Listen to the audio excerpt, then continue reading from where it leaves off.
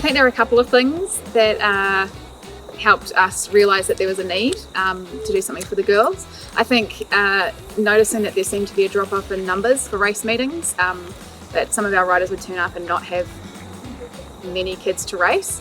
I think the other thing was seeing how the girls sort of interacted at the club versus to how the boys do. The boys would get together and it was like a real social event and like pushing each other and kind of like encouraging each other to try new things, and the girls didn't so much do that. They kind of stood off to the back a little bit, and I think having this kind of program has really created a community for them, and we definitely see them doing that more now, and it's been an amazing thing to watch happen.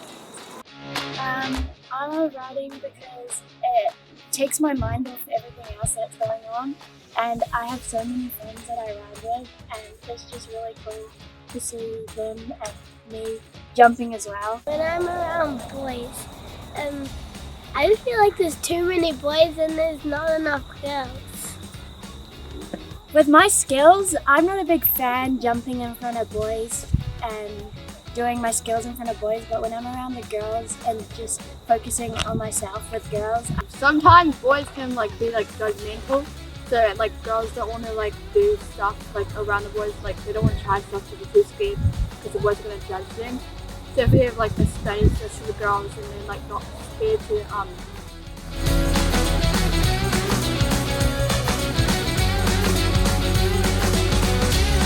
yeah, we just talked to the girls that we did have at the club that were riding and talked to them about kind of their own experiences, what they found hard, what they really loved.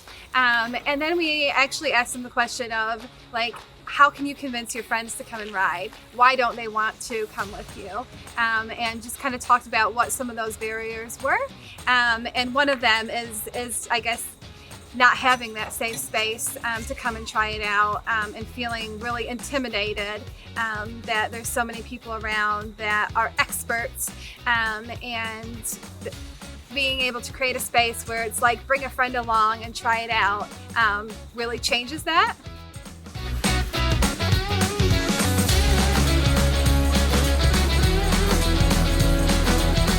When we looked at designing the project, we first talked to the girls. The co-design process was really important to us. So we took that feedback and married it up with what the experts were saying at Sport New Zealand and the data that they had to back it up, and married that together to form the plan. And then we went to a professional cycling coach and our local BMX coaches and mountain bike coaches, and really wanted to design a program that the girls would be really excited to come and be a part of.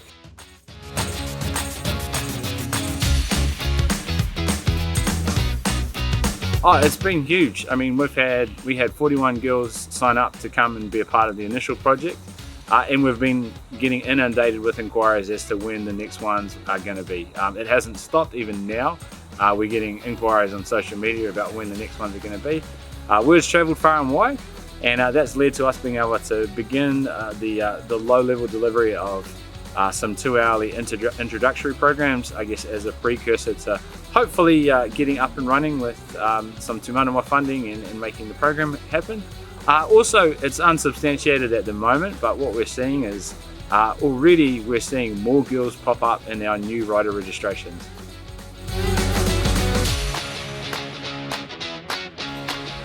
I think we've definitely seen results as far as numbers with having more girls sort of, especially at our club.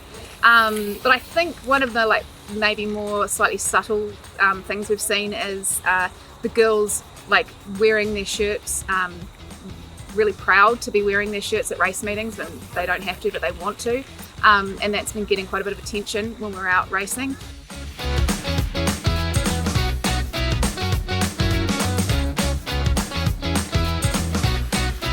For us, it's really important that these girls don't only sign up to be a part of a one-day experience, but they sign up to be a part of a community. And ultimately the measure of success is when we can have these girls riding with each other outside the program as well as showing up to the workshop days. So for us, we're looking really closely at that and making sure we're not burning them out. but we're giving them a super intense, fun, camp-like experience on the day. I think the thing that was most evident to me is creating a community for the girls. It's been amazing to see, I guess, how that community continues to grow even outside of the project, and when how the girls stay connected and plan catch-ups themselves, and I guess being able to identify themselves as Ruby project participants, and you know, it sounds silly, but having the gear that goes with it, having jerseys and t-shirts that really do identify themselves as a community, and they've really formed kind of the culture that we were hoping for. They cheer each other on, they egg each other on, going, come on, you can do that. If I can do that jump, you can do that jump.